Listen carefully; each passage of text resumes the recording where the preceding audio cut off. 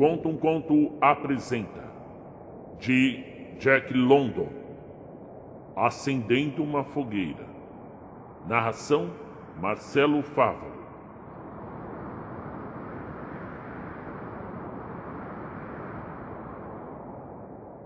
O dia tinha já rompido frio e cinzento, extremamente frio e cinzento, quando o homem deixou o trilho principal do Yukon e subiu pela alta margem de terra, onde um trilho muito leve, pouco usado, se dirigia para leste por entre uma floresta de grossos abetos. A margem era íngreme e ele parou para tomar fôlego, olhando o relógio para justificar aquela paragem perante si próprio. Não havia sol, nem vestígios dele, embora não houvesse uma só nuvem no céu. Estava um dia claro, e contudo parecia haver um manto intangível cobrindo todas as coisas, uma sutil melancolia que tomava o dia escuro e que se devia à ausência do sol no céu. Este fato não preocupava o homem. Já estava habituado à falta do sol. Já não o via há alguns dias, e sabia que mais alguns se passariam antes que a alegre esfera, a cumprir o seu percurso ao sul, espreitasse apenas acima do horizonte para logo desaparecer da vista. O homem lançou um olhar para trás e para o caminho que o trouxera. Lá estava o Yukon, 1 milha de largura, escondido sob 1 metro de gelo, e sobre este gelo outro tanto de neve. Era toda uma brancura imaculada, rolando em suaves ondulações nos lugares onde o congelamento tinha formado montes de gelo.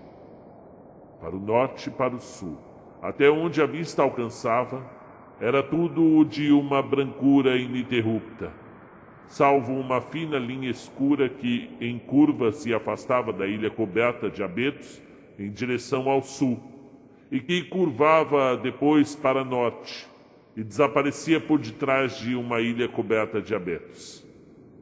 Esta fina linha escura era o trilho principal, que levava até ao Chilcot Pass, Dia e a Água Salgada, 500 milhas mais adiante, e que para norte ia até Dawson, a 70 milhas, e ainda mais para norte até Nulata, a 1000 milhas, e finalmente até St. Michael, no Mar de Bering, 1500 milhas adiante. Mas nada disto, nem a misteriosa linha do trilho a perder de vista, nem a ausência do sol, nem o tremendo frio, nem a singularidade ou o caráter estranho de tudo aquilo deixava qualquer impressão naquele homem. Não que ele já estivesse muito habituado a eles. Ele era novo naquelas terras, e este era o seu primeiro inverno naquelas paragens. O problema dele era a falta de imaginação. Era esperto e estava atento às coisas da vida, mas apenas às coisas, e não ao significado delas. 50 graus negativos. Significavam 80 e tal graus de congelamento. E de fato, para ele, significava frio e desconforto. E apenas isso. Não o levava a meditar sobre a sua fragilidade como criatura de temperatura que era, ou sobre a fragilidade do homem em geral, apenas capaz de viver dentro de certos limites muito estreitos de calor e frio, e não o levava daí para diante para o campo das conjecturas sobre a imortalidade e sobre o lugar do homem no universo. 50 graus negativos representavam uma picada do frio, que faz doer e de que a gente se deve resguardar usando luvas, lobos de orelha, botas quentes de pele e meias grossas. 50 graus negativos. Para ele eram apenas só 50 graus negativos. Nunca lhe passara pela cabeça que pudesse ser mais do que alguma coisa quanto 50 graus negativos.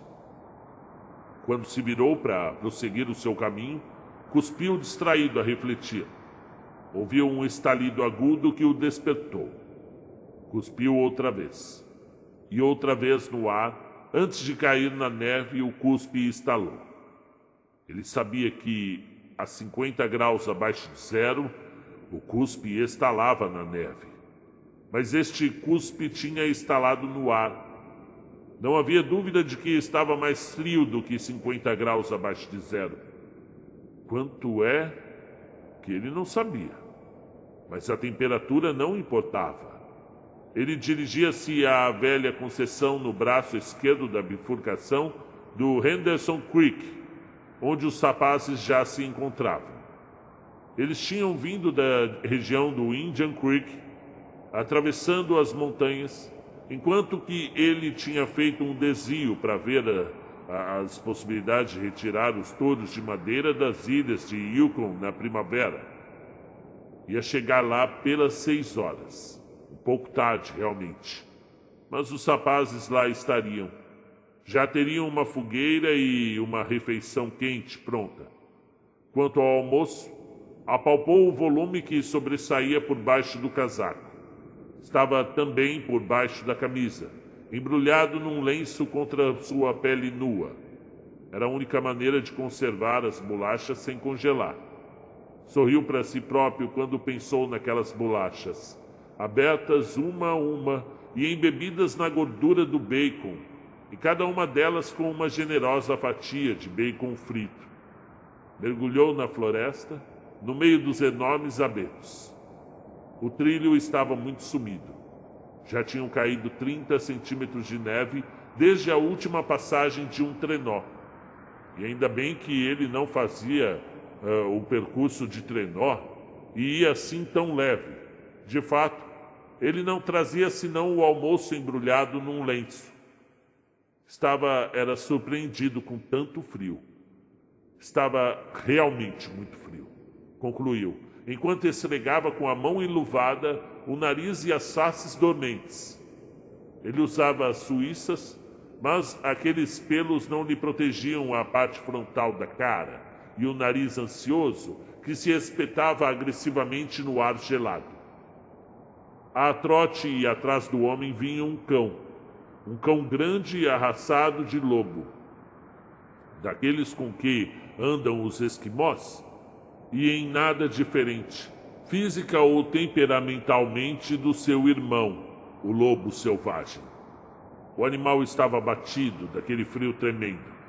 Ele sabia que não era tempo para viajar. O instinto fornecia-lhe uma informação mais real do que aquela que o homem obtinha através da sua própria avaliação.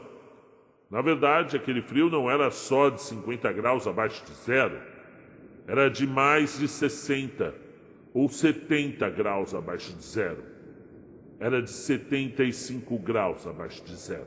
E como o ponto naquele lugar de congelamento é de 32 graus acima de zero, segundo a medição local, a temperatura chegara, portanto, aos 107 graus abaixo do ponto de congelamento.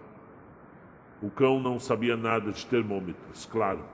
Provavelmente não havia no seu cérebro qualquer noção exata do frio como aqui havia no do homem, mas o animal tinha o seu instinto e sentia uma vaga, mas ameaçadora apreensão que o dominava e o fazia seguir na pegada do homem e o fazia questionar ansiosamente cada um de seus movimentos menos habituais, como se estivesse à espera que ele fosse acampar ali ou fosse procurar abrigo algures e fazer uma fogueira. Ele aprendera a conhecer as fogueiras e precisava de uma fogueira, é claro. Ou então de escavar um buraco sobre a neve para se aquecer, aninhando-se ao abrigo da atmosfera exterior.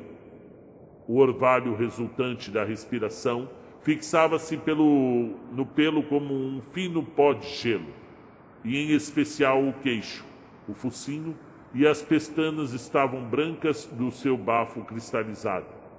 A barba e o bigode ruivos do homem estavam igualmente congelados, mas mais solidamente.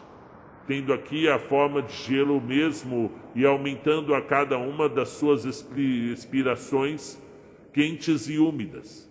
E além disso, o homem ia mascando o tabaco e o gelo que lhe cobria a boca firmava-lhe os lábios de tal maneira que ele não conseguia limpar o queixo quando cuspia o suco.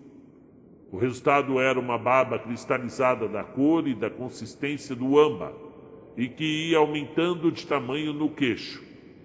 E se ele caísse, aquilo estilhaçava-se como vidro.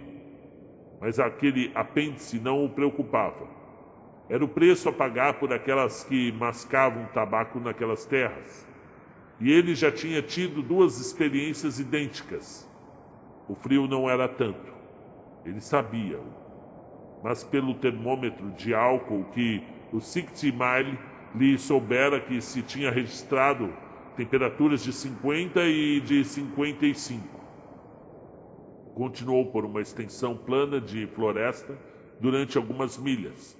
Atravessou uma vasta planície coberta de moitas e depois desceu por uma encosta abaixo em direção ao leito gelado de um pequeno ribeiro.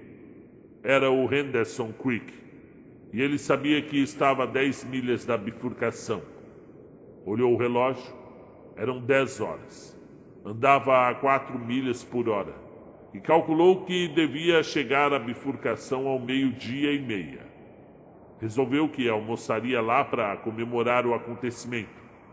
O cão continuava a segui-lo num desânimo de cauda pendente enquanto o homem gingava ao longo do leito do ribeiro. O sulco do velho rastro de trenó era bem visível, mas alguns centímetros de neve cobriam as marcas de patins mais recentes. Há 1 mês que ninguém passava, para cima ou para baixo, naquele ribeiro silencioso. O homem prosseguiu determinado. Ele não era muito dado a pensar, e particularmente naquela ocasião não tinha nada em que pensar, a não ser em que iria almoçar naquela bifurcação, e que às 6 horas estaria no acampamento com os rapazes. Não havia ninguém com quem falar, e se houvesse, teria sido impossível falar por causa da mordaça de gelo que lhe cobria a boca. Assim continuou monotonamente a mascar tabaco e a fazer crescer a sua barba de âmbar. E de vez em quando vinha-lhe à ideia o terrível frio que fazia, e que nunca sentira tal frio. À medida que caminhava, ia esfregando a cara e o nariz com as costas da mão enluvada, e fazia isso mecanicamente, mudando de mão de vez em quando. Mas por muito que esfregasse, assim que deixava de o fazer, os malares ficavam logo dormentes e depois também a ponta do nariz. A cara ia certamente ficar gelada. Ele sabia isso. E era com grande angústia que se arrependia de não ter arranjado uma proteção para o nariz, do tipo da que o Bud usava durante as vagas de frio. Essas proteções passavam também pela cara e protegiam-na. Mas afinal, também não importava muito. Qual era o problema de ter a cara gelada? Um pouco doloroso, claro, mas só isso. Nunca era coisa muito grave. Vazia de ideias como a sua cabeça era, o homem era, porém, muito observador, e reparou nas mudanças do ribeiro, as lombadas, as curvas e os ramos de árvore, e tinha sempre o cuidado de ver onde punha os pés. Uma vez, depois de uma curva, recuou abruptamente, como um cavalo assustado, e desviou-se do lugar por onde tinha vindo. Retrocedeu alguns passos no trilho. O ribeiro sabia que ele estava congelado até o fundo. Nenhum ribeiro podia ter água naquele inverno polar, mas também sabia que havia nascentes que borbulhavam nas encostas dos montes e cuja água corria encosta abaixo sobre a neve e por cima do gelo do ribeiro. Ele sabia que, mesmo as mais vigorosas vagas de frio, nunca conseguiam congelar estas nascentes, e conhecia igualmente o seu perigo. Eram armadilhas. Escondiam poças d'água debaixo da neve que podiam ter 1 centímetro ou 1 metro de profundidade. Às vezes estavam cobertos por uma fina camada de gelo de 3 centímetros, que, por sua vez, estava coberta de neve.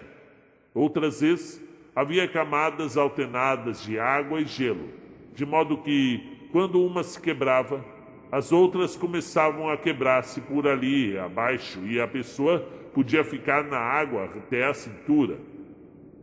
Essa razão porque ele recuara tão assustado.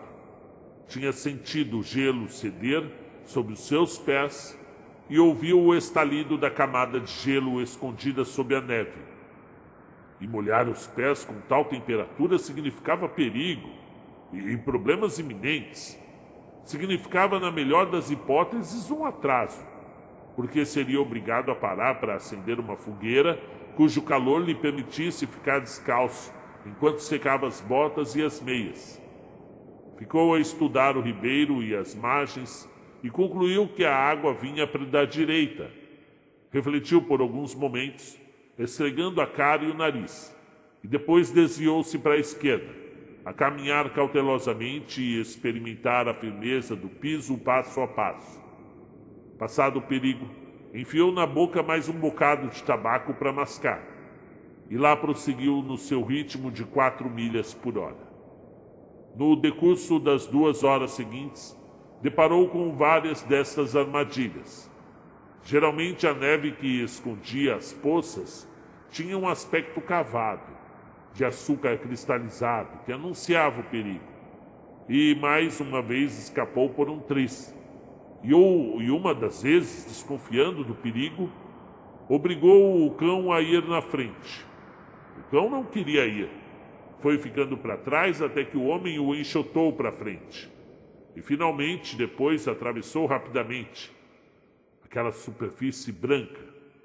E de modo súbito, o gelo quebrou. E o cão debateu-se por alguns momentos, desequilibrado para um dos lados. Mas depois conseguiu sair para piso mais firme. Tinha molhado as patas e as pernas da frente. E quase imediatamente a água que ficara agarrada ao seu pelo transformou-se em gelo. Fez rápidos esforços para remover, lambendo as pernas, e depois sentou-se na neve, começando a morder o gelo que tinha se formado entre os dedos, para tirá-lo também. Fez isso apenas por instinto. Deixar ficar o gelo significaria pés em ferida, e ele não sabia disso. Apenas obedeceu à misteriosa indicação vinda das profundezas ocultas do seu ser.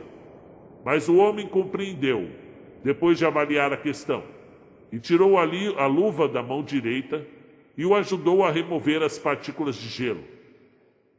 Não expôs os dedos ao ar mais do que 1 minuto, e ficou espantado com a rapidez com que o entorpecimento os atingiu. Estava realmente muito frio. Calçou rapidamente a luva e começou a bater ferozmente com a mão no peito. Às 12 horas o dia atingia sua claridade máxima, mas o sol andava tão para o sul na sua viagem invernal que não conseguia clarear o horizonte. O bojo da terra interpunha-se entre ele e o Henderson Creek, onde o homem caminhava sob um céu límpido ao meio-dia, sem projetar qualquer sombra. Ao 12:30, pontualmente, chegava a ele a bifurcação do ribeiro. Estava satisfeito com o andamento que conseguira. Se o conseguisse manter, estaria certamente com os rapazes lá pelas 6 da tarde, conforme previra. Desabotoou o casaco e a camisa e tirou o almoço. Esta tarefa não lhe demorou mais do que 1/4 de minuto.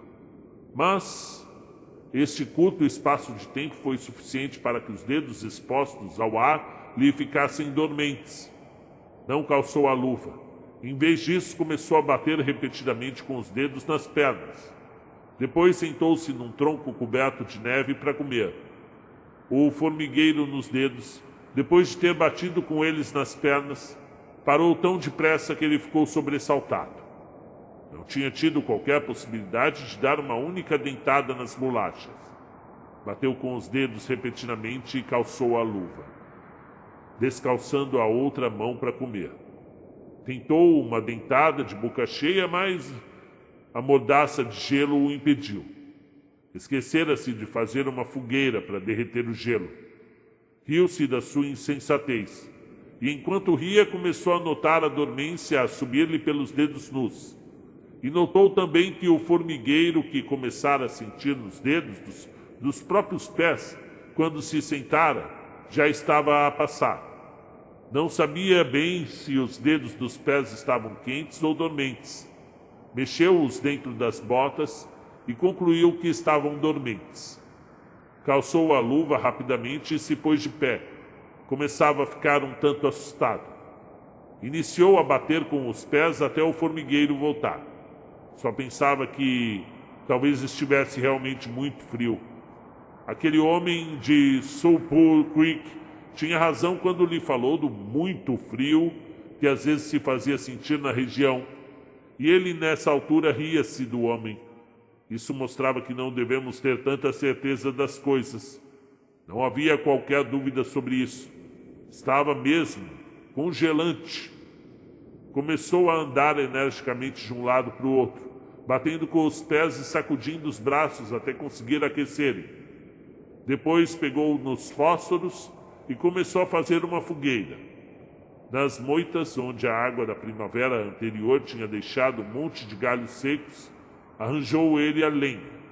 Começando cuidadosamente de um pequeno lume, depressa conseguiu chamas grandes a crepitar, sobre as quais derreteu o gelo da cara e ao calor das quais comeu suas bolachas. E por enquanto o ar frio estava vencido. O cão aproveitou bem a fogueira, estendendo-se suficientemente perto para receber o calor e suficientemente longe para não ficar chamuscado. Depois de acabar de comer, o homem encheu o cachimbo e ficou a fumá-lo confortavelmente. Depois calçou as luvas, apertou bem os lobos de orelhas e tomou o trilho esquerdo da bifurcação. O cão ficou desapontado e olhava nostálgico para a fogueira. Esse homem não conhecia o frio. Provavelmente nenhuma geração dos seus antepassados conheceu o frio, o verdadeiro frio. O frio de 107 graus abaixo do ponto de congelamento. Mas o cão conhecia-o. Todos os seus antepassados o conheceram, e ele herdara esse conhecimento. Ele sabia que não era bom andar fora com aquele frio terrível.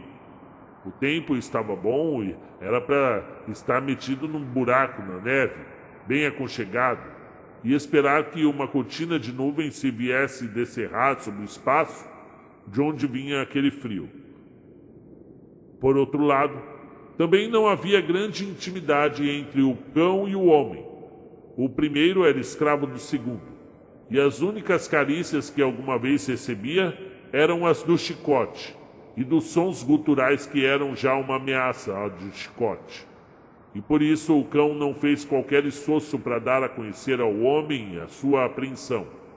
Ele não estava preocupado com o bem-estar do homem. Era apenas por ele próprio que ele se sentia naquela nostalgia da fogueira. E o homem assobiou e falou-lhe em tom de chicote. E o cão lá seguiu na sua pegada. O homem meteu mais uma porção de tabaco na boca e iniciou a construção de uma nova barba âmbar.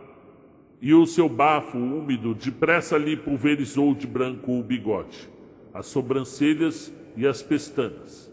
E nesse trilho esquerdo da bifurcação de Henderson parecia não haver tantas nascentes, e durante meia hora o homem não viu vestígios de nenhuma.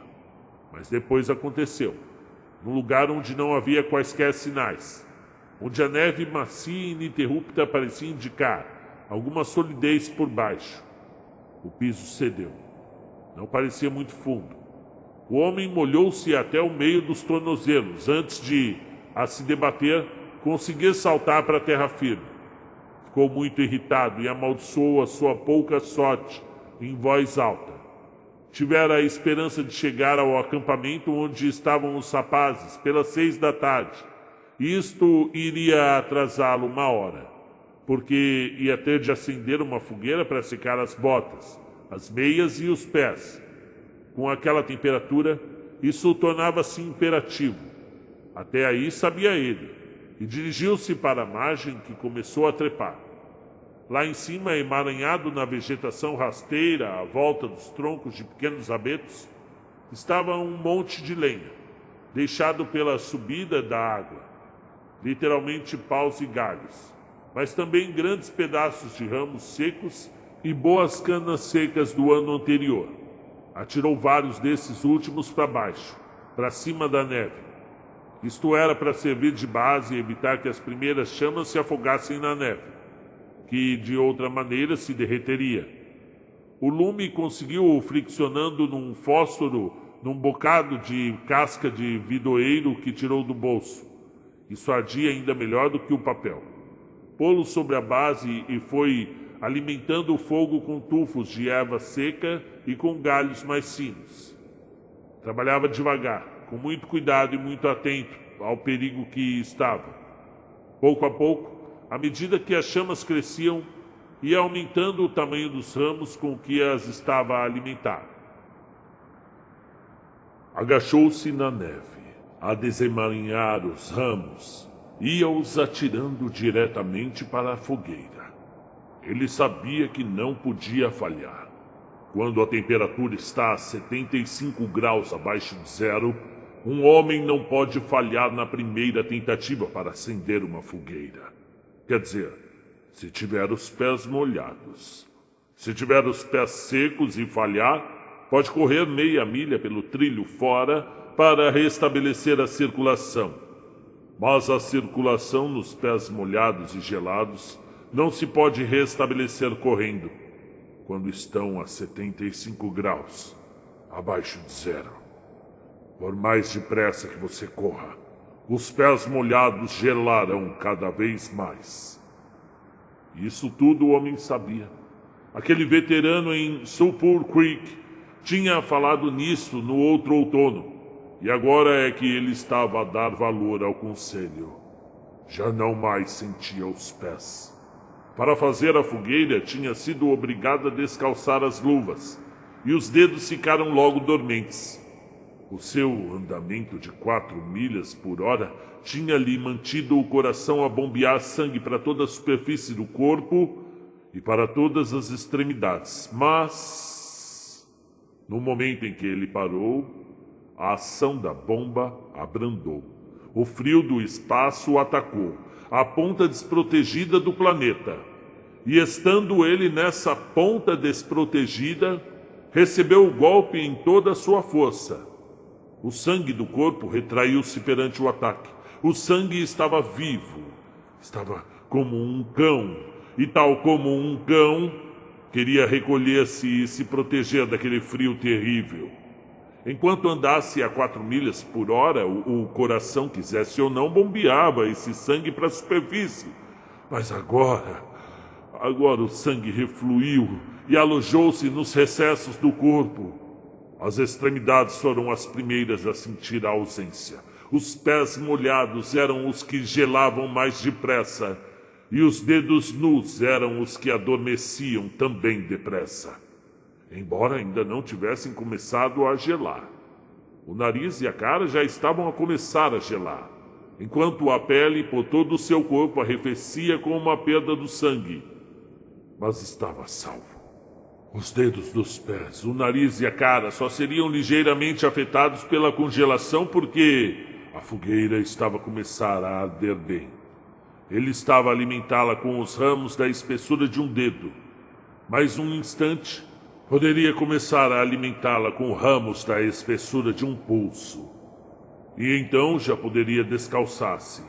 E enquanto secava as botas e as meias, poderia manter os pés descalços, quentes à fogueira, esfregando-os primeiro, claro, com neve. A fogueira foi um sucesso. Estava salvo. Lembrou-se do conselho do veterano em Sulphur Creek e sorriu. O veterano tinha falado muito a sério quando lhe ditou a regra, segundo a qual ninguém deve viajar sozinho no Klondike, com temperaturas abaixo dos 50 graus. Ninguém.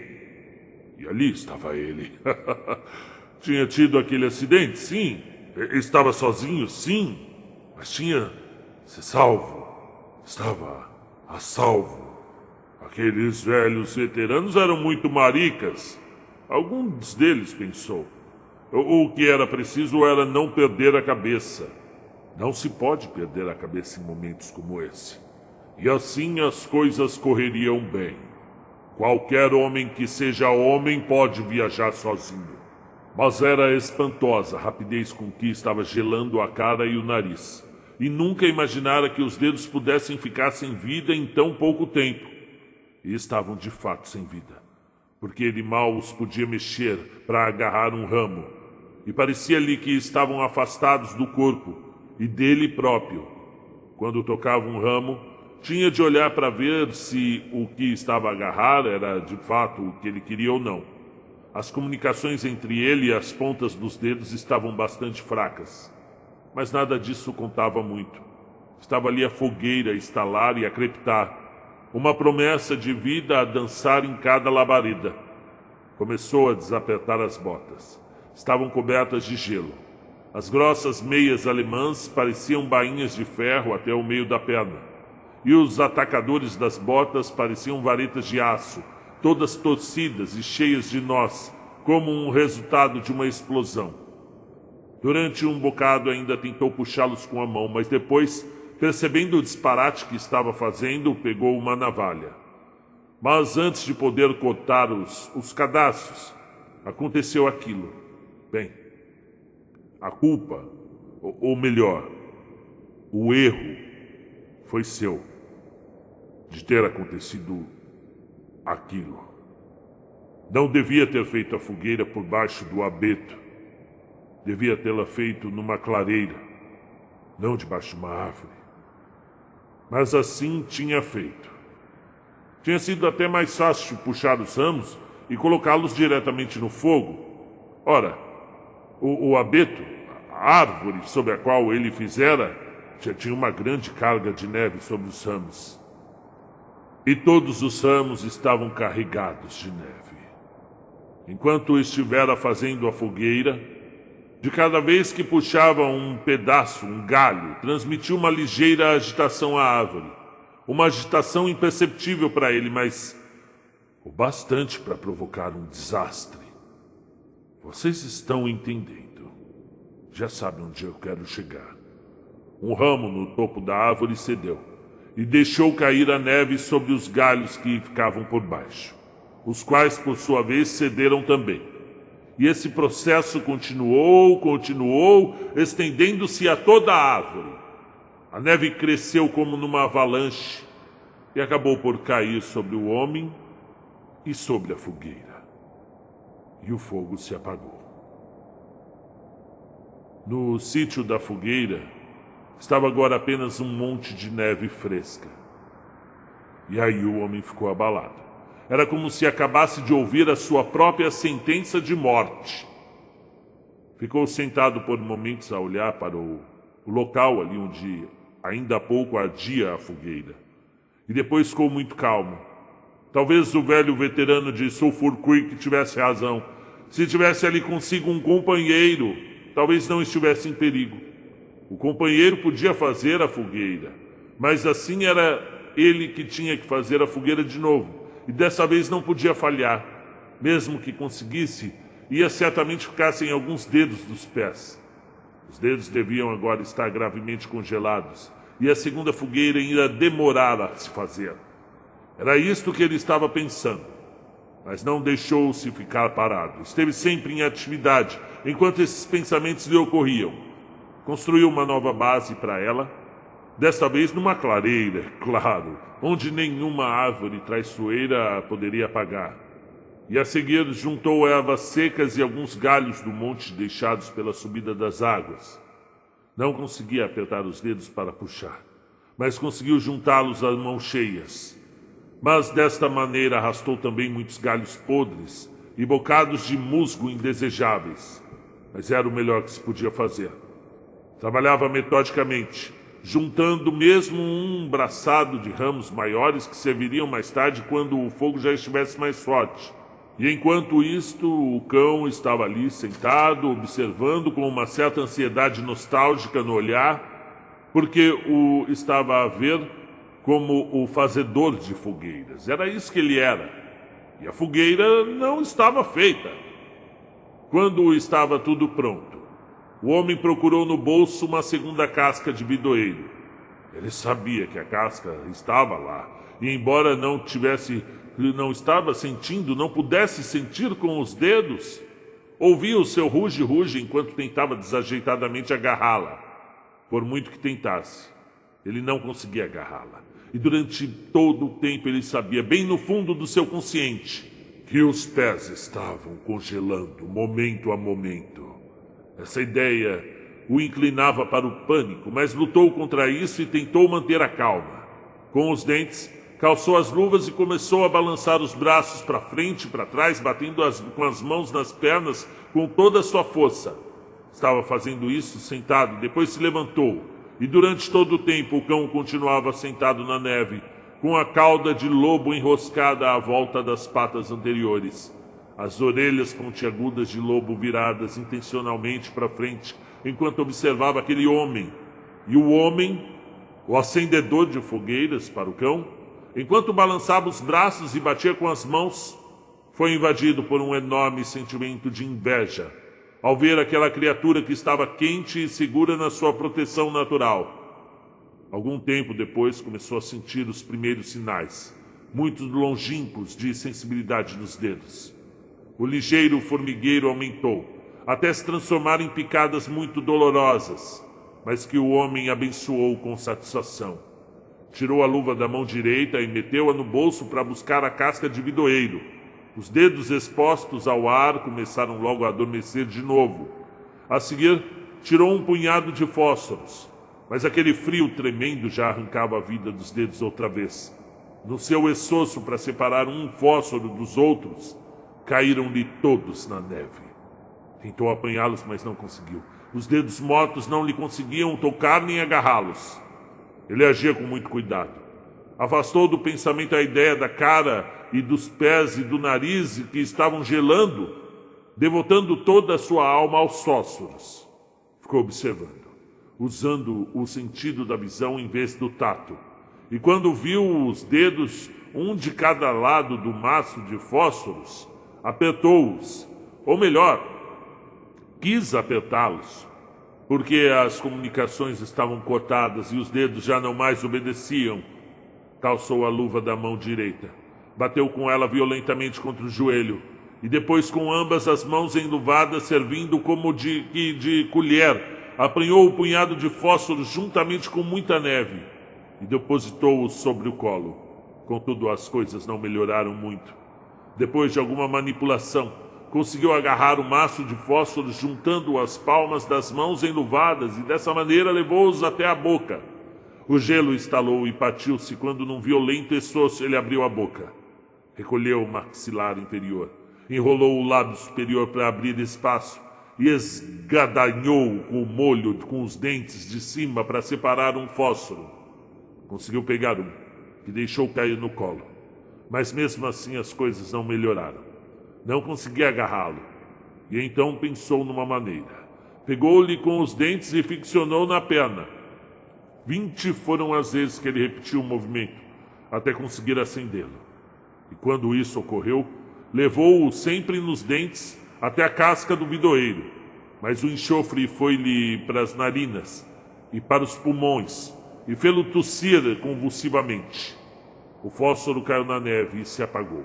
O velho veterano de Sulphur Creek tinha razão. Durante aqueles momentos de desespero controlado que se seguiam, abaixo dos 50 graus negativos, um homem deve viajar sempre acompanhado de um parceiro. Bateu com as mãos, mas não conseguiu provocar nelas qualquer sensação. Subitamente descalçou as luvas, puxando-as com os dentes. Pegou no molho todo com a parte superior e posterior das palmas das mãos juntas, e ali os músculos dos braços não estavam gelados, o que lhe permitia apertar as mãos contra os fósforos. E depois ficcionou todo o molho na perna. Os 70 fósforos se acenderam. Todos. Não havia vento para os apagar. Virou a cabeça para um lado para evitar os gases sufocantes e pôs os fósforos acesos junto à casca do bidoeiro. Enquanto assim fazia, começou a sentir a mão. Estava a queimá-la. Sentia-lhe bem o cheiro. bem lá no fundo, abaixo da superfície. Ele sentia-a. A sensação transformou-se em dor aguda, mas ele aguentou, mantendo a chama dos fósforos desajeitadamente junto à casca, que só não pegou logo porque as mãos se interpunham, absorvendo a maior parte da chama. Por fim, quando já não aguentava mais, sacudiu as mãos. Os fósforos acesos caíram, a crepitar na neve, mas a casca ficou ardendo. Começou a pôr canas secas e os galhos mais finos sobre a chama. Não os podia escolher, porque tinha de pegar neles entre as mãos. Alguns pequenos pedaços de ramos podres e de musgo verde vinham agarrados aos galhos, e ele arrancou-os no melhor que pôde com os dentes. Tratou da fogueira de forma desajeitada, mas com muito cuidado. Aquele fogo significava a vida. Ele não podia morrer. Agora a retração do sangue da superfície do corpo fê-lo começar a tremer, e ele ficou ainda mais desajeitado. Um grande bocado de musgo verde caiu mesmo em cima da pequena fogueira. Tentou empurrá-lo com os dedos, mas as tremuras fizeram com que seu movimento fosse fundo demais, e acabou por desfazer o núcleo da pequena fogueira. E as canas e os pequenos galhos a arder se espalharam, separando-se. Tentou juntá-las de novo, mas, apesar da tensão do esforço, as tremuras dominavam-no e os galhos ficaram irremediavelmente espalhados. Galhos, eles, que deitaram uma fumaça e se apagaram. O fazedor de fogueiras tinha falhado. Ao olhar a parte à sua volta, deu casualmente com os olhos no cão sentado na neve à sua frente. Do outro lado dos restos da fogueira, fazendo movimentos impacientes com o corpo, erguendo ligeiramente ora uma pata, ora outra, mudando o peso do corpo de uma para outra numa ansiedade melancólica. Ao ver o cão, ocorreu-lhe uma ideia louca. Lembrou-se daquela história do homem que, apanhado numa tempestade de neve, matou um boi e depois se arrastou para dentro da carcaça do animal, assim se salvando. Matava o cão e enfiava as mãos no corpo quente do animal até a dormência passar. Depois já podia fazer outra fogueira. Falou para o cão, chamando-o, mas a voz saiu-lhe com um estranho tom de medo que assustou o animal, que nunca ouvira o homem a falar-lhe daquela maneira. Alguma coisa se passava, e a sua natureza desconfiada pressentiu perigo. Não sabia exatamente qual perigo, é claro que não, mas algures no seu cérebro havia uma certa apreensão em relação ao homem. Ao ouvir o homem, achatou as orelhas e os movimentos impacientes do corpo, e das patas também se acentuaram. Mas não se chegou a ele. O homem pôs-se de joelhos e, apoiando nas mãos, gatinhou em direção ao cão. Esta sua invulgar posição também levantou suspeitas ao animal. A andar de lado, começou a se afastar. O homem se sentou por alguns momentos na neve, procurando tomar calma. Depois calçou as luvas com os dentes e pôs-se de pé. Primeiro olhou para baixo para ver se de fato estava de pé, porque a falta de sensibilidade nos pés deixava-o desligado do solo. Essa sua posição fez com que as suspeitas do cão começassem a se desvanecer. E quando ele falou em tom peremptório, com aquele som de chicote na voz, o cão retomou sua habitual postura de lealdade e foi até ele. Quando chegou perto, o homem perdeu o controle. Estendeu os braços para o cão e teve uma verdadeira surpresa quando verificou que as mãos não conseguiam agarrar e que os dedos não se dobravam e não sentiam. Esquecera, por alguns momentos, de que tinha as mãos geladas e continuavam a gelar cada vez mais. Tudo isso aconteceu muito depressa, e antes que o animal pudesse fugir, ele rodeou-lhe o corpo com os braços, sentou-se no chão e assim segurou o cão, que, entretanto, rosnava, ganhia e se debatia. Mas o homem não podia fazer mais nada. Apenas podia mantê-lo seguro, abraçando-lhe o corpo e continuar sentado. Compreendeu que não conseguiria matar o cão. Não tinha maneira de o fazer. com as mãos naquele estado, não conseguiria pegar na navalha e também não conseguiria segurá-la na mão. E também não conseguia estrangular o animal. Não tinha forças para isso. Soltou o cão. E ele se afastou furiosamente com um salto, rabo entre as pernas e sempre a rosnar. Parou uns 10 metros mais à frente e olhou o homem intrigado, de orelhas espetadas. O homem olhou para as mãos para as localizar e viu as pendentes dos braços. E achou esquisita a sensação de ter de olhar para ver onde estavam as próprias mãos. Começou a balançar os braços para um lado e para o outro, batendo com as mãos enluvadas nas pernas. Esteve fazendo isso durante 5 minutos, violentamente. E o coração bombeou para a superfície do corpo sangue suficiente para ele deixar de tremer. Mas, a sensibilidade das mãos não voltava. Sentia as mãos como se fossem pesos pendurados nas extremidades dos braços. Mas quando tentou que essa impressão descesse, não a encontrou. Um certo medo da morte, muito opressivo e entorpecedor, começou a se apossar dele. Este medo depressa se tornou pungente, quando ele se apercebeu de que a questão já não era só o fato de as mãos e os dedos dos pés estarem a gelar, ou de vir a ficar sem eles, mas era uma questão de vida ou morte, e de que as hipóteses estavam todas contra ele. Isso deixou o homem em pânico, que se voltou e começou a correr pelo leito do ribeiro, seguindo o velho trilho já meio apagado. O cão o seguiu. Correu cegamente sem destino, acossado por um medo que nunca sentira na vida. Gradualmente, à medida que ia sulcando a neve aos tropeções, começou a ver as coisas outra vez. As margens do ribeiro, os velhos montes de ramos, os choupos despidos de folhas e o céu. A corrida fê-lo se sentir melhor. Já não mais tremia. Se continuasse a correr, quem sabe, talvez os pés descongelassem. E em qualquer dos casos, se corresse bastante, chegaria ao acampamento onde estavam os rapazes. Ia ficar sem alguns dedos das mãos e dos pés e uma parte da cara. Mas os rapazes iam tratar dele e salvar o que dele restasse quando lá chegar. Mas, ao mesmo tempo, tinha na cabeça outro pensamento que lhe dizia que nunca chegaria ao acampamento dos rapazes. Que o acampamento ficava a muitas milhas de distância e que a congelação tinha um grande avanço sobre ele e em breve estaria hirto e morto. Essa ideia estava em fundo e ele se recusava a considerá-la. Às vezes vinha à tona e exigia sua atenção, mas ele empurrava-a de novo para baixo para pensar em outras coisas. Ficou muito admirado de ainda poder correr, com os pés assim tão gelados que nem o sentia quando eles tocavam no chão e suportavam o corpo, o peso do seu corpo. Tinha visto uma vez, algures, um mercúrio alado, e perguntava-se se o mercúrio se sentiria como ele, assim, a planar sobre a terra. A sua ideia de ir correr até o acampamento tinha um senão. Faltava-lhe a resistência. Tropeçou várias vezes e por fim cambaleou. Não resistiu e acabou caindo. Quando tentou se levantar, não mais conseguiu. Resolveu sentar-se e descansar um pouco, e depois caminhar simplesmente e manter o andamento.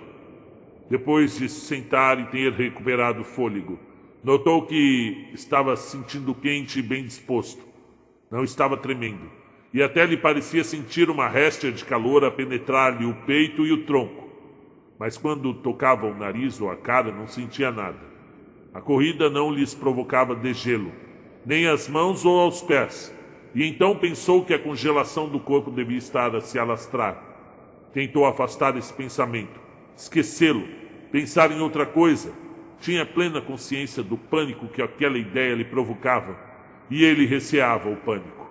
Mas aquele pensamento se instalou e persistiu, até lhe produzir uma imagem do corpo completamente gelado. Isso era demais. E encetou uma nova corrida, desenfreada pelo trilho fora. Abrandou uma vez para voltar a andar, passo a passo, mas aquela ideia da congelação a alcançar, fê-lo correr outra vez. E o cão sempre atrás, na sua pegada. Quando caiu uma segunda vez, o animal enrolou a cauda sobre as patas dianteiras e sentou-se à sua frente, virado para ele, curiosamente ansioso e atento. O calor e a segurança do animal encolerizaram-no, e começou a amaldiçoá-lo até que o cão, apaziguador, achatou suas orelhas. Dessa vez as tremuras voltaram mais depressa. Estava perdendo a sua luta contra o gelo. A congelação, vinda de todos os lados, foi avançando pelo corpo. Essa ideia fê-lo continuar, mas não correu mais do que 30 metros e logo vacilou e se estatelou ao comprido. Era o seu derradeiro pânico. Quando recobrou o fôlego e o controle, sentou-se e começou a elaborar no seu espírito a ideia de encontrar a morte com dignidade. Contudo, essa concepção não lhe ocorreu nesses termos. Sua ideia era que tinha andado a fazer papel de parvo ao lançar-se naquela correria, qual uma galinha sem cabeça. Foi essa imagem que lhe veio à mente. Bem como, de qualquer maneira, estava condenado a ficar todo congelado. Podia ao menos aceitar o fato com alguma decência. Com essa paz de espírito recém-descoberta, chegaram também os primeiros sinais de sonolência. Uma boa ideia, pensou ele. Dormir até morrer. Era como tomar um analgésico. Gelar não era, afinal, tão mal como se pensava. Havia muitas maneiras de morrer bastante piores. Bem, imaginou os rapazes encontrando o seu corpo no dia seguinte. E subitamente viu-se a si próprio, a ir com eles pelo trilho à sua procura. E ainda com eles, depois de uma curva, deparou com o próprio corpo deitado na neve. Já não era parte de si mesmo, porque mesmo nessa altura ele estava fora de si próprio. Ali, com os rapazes à procura de si próprio. Estava realmente muito frio, foi o que pensou. Quando voltasse para os Estados Unidos, já podia dizer aos amigos o que era o verdadeiro frio. Passou dessa imagem para a visão do velho veterano de Sulphur Creek. Via-o distintamente, muito confortável e quente a fumar cachimbo. Você tinha razão, velho amigo. Você tinha toda a razão, sussurrou para o velho veterano. Depois o homem caiu naquilo que lhe pareceu ser o mais confortável e restaurador dos sonos, que jamais experimentara até então. O cão continuava sentado olhando para ele à espera. O curto dia chegava ao fim, num crepúsculo longo e lento. Não havia sinais de que se fosse fazer qualquer fogueira. E além disso, nunca na sua experiência o cão conhecera homem nenhum que ficasse sentado na neve sem fazer uma fogueira. À medida que o crepúsculo avançava, o seu desejo por uma fogueira aumentava, e mexendo-se muito e trocando constantemente a posição das patas dianteiras, começou a ganir baixinho, e depois achatou as orelhas, a antecipar os ralhos do homem. Mas o homem continuava calado. Depois o cão começou a ganir alto e a seguir rastejou junto ao homem. Mas cheirou-lhe a morte. Isto o fez se eriçar e recuar. Ficou ainda um pouco uivando sob as estrelas, que saltitavam e dançavam brilhantes no céu frio. Depois se voltou e começou a trotar pelo trilho adiante, em direção ao acampamento que ele conhecia, e onde estavam os outros alimentadores e fazedores de fogueira.